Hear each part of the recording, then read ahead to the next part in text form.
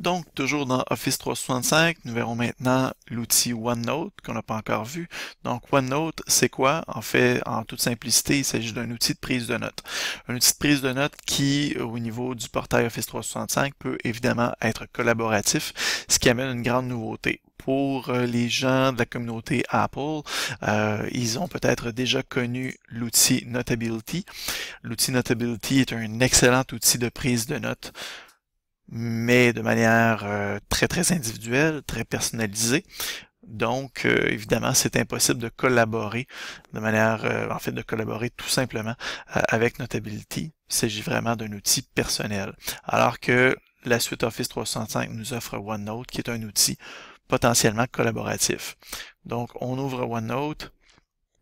Sachez que chaque fichier OneNote est un bloc-notes. On m'a déjà posé la question, belle question piège en plein atelier, quelle est la terminaison d'un fichier OneNote? Eh bien, c'est un fichier .one, .one, tout simplement. Alors, voilà, donc ce sont les OneNote présentement accessibles. À tout moment, évidemment, on peut retourner justement dans le OneDrive et venir faire nouveau et bloc-notes. Donc, il y a certaines petites irrégularités pour créer de nouveaux blocs-notes, mais évidemment, à la base, on ne pouvait créer de nouveaux blocs-notes à partir de l'ordinateur, puisque OneNote a été créé d'abord avant tout pour les périphériques mobiles. Mais rapidement, OneNote est devenu accessible de la même manière sur les périphériques ordinateurs, disons, donc les portatifs et les ordi de bureau. Donc, si on retourne dans le bloc-notes, alors on va voir, disons, tiens, juste ici, on va reprendre tout simplement des petites notes d'atelier que j'avais commencé sur l'apprentissage actif. Donc, chaque bloc-notes est évidemment un fichier. Chaque bloc-notes est constitué de sections. On peut multiplier les sections autant qu'on veut. Et chaque section est constituée de pages qu'on peut multiplier autant qu'on veut. Évidemment, on retrouve un outil de recherche pour notre bloc-notes de la même manière qu'on peut retrouver l'outil de recherche dans les autres outils de la suite Office. On peut également modifier dans le logiciel OneNote comme le reste des outils dans la suite Office. À tout moment, on peut inviter pour un partage, pour une collaboration, etc. On peut modifier le titre si on le souhaite. Donc, en gros, on retrouve vraiment l'ensemble des mêmes outils traditionnels. Les petites différences, c'est que chaque zone de texte, en fait, à chaque fois que je reclique à un nouvel endroit, c'est une nouvelle boîte de texte que j'ouvre automatiquement. Donc, de sorte que je puisse venir intégrer toutes sortes de petites choses comme ça.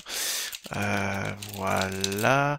Ensuite de ça, on pourrait dire, oh bien parfait, je suis en pleine réunion, je veux voir, tiens, on va aller chercher un Dailymotion.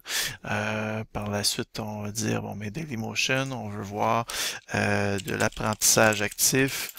En pleine réunion, je me dis, bon, mais attends un petit peu, on va, oups, j'ai oublié le actif. Alors, rapidement, je peux prendre, bon, bien, apprentissage virtuel. Bon, est-ce que ça me tente de voir celui-là? Sarkozy, non, pas tellement. Donc, j'ai sauté quelques petites étapes pour vous sauver, vous épargner un peu la recherche. Je suis allé me chercher, tiens, une petite vidéo ici des cartes mentales. Vidéo très très intéressante que vous retrouvez ailleurs sur ma chaîne YouTube. C'est une vidéo française, un reportage français très intéressant. Bref, je trouve ça rapidement, alors je me dis, ah super, donc je peux tout simplement rajouter le tout. Je suis capable également d'en faire une visionneuse si je le désire. Je peux faire la même chose avec les YouTube. Je peux rajouter aussi toutes sortes d'images possibles. Je peux aller me chercher donc des images de classe d'apprentissage actif, tiens, que je pourrais venir rattaché ici. Bref, en gros, il s'agit vraiment d'un endroit de travail très rapide, très simple, aussi polyvalent, je vous dirais, sur l'ordinateur portatif, l'ordinateur bureau, que sur les périphériques mobiles. Évidemment, vous pouvez aussi tomber en prise de notes manuscrite si vous faites seulement insertion et dessin, même que dans l'application mobile, vous allez avoir directement à côté l'option dessin, et là, vous pouvez vraiment ajuster le type de trait, la couleur du trait, etc. Et vous pouvez tomber donc en prise de notes manuscrite plutôt qu'en clavier. Alors voilà, il s'agit vraiment de votre outil de prise de notes OneNote, potentiellement collaboratif, ce qui vous permettrait donc, par exemple, de partir en congrès, plusieurs collègues du département, et vous dirais-je, on suivra pas toutes et tous les mêmes ateliers, conférences dans le même congrès. Alors, on pourrait se partager un fichier qui s'appellera le colloque XYZ 2016-2017 et on créera une section par personne et une page par formation, par atelier, de sorte que en pleine collaboration, à la fin du colloque, tout le monde du département aura accès finalement aux prises de notes de chacun, chacune. Et finalement, personne ne sera perdant. Tout le monde va avoir bénéficié un petit peu des ateliers des autres. Donc, il y a des petites choses comme ça à faire qui sont potentielles, qui sont assez intéressantes. Et évidemment aussi, on peut toujours apprendre aux élèves à prendre des notes autant individuelles que de manière collaborative avec leur pairs pendant un cours, pendant une conférence, pendant un atelier, etc., ou pendant un documentaire qu'on souhaite leur faire voir. Et évidemment, de manière très pédagogique, vous pouvez aussi leur faire voir un documentaire ou leur faire vivre une activité avec prise de notes.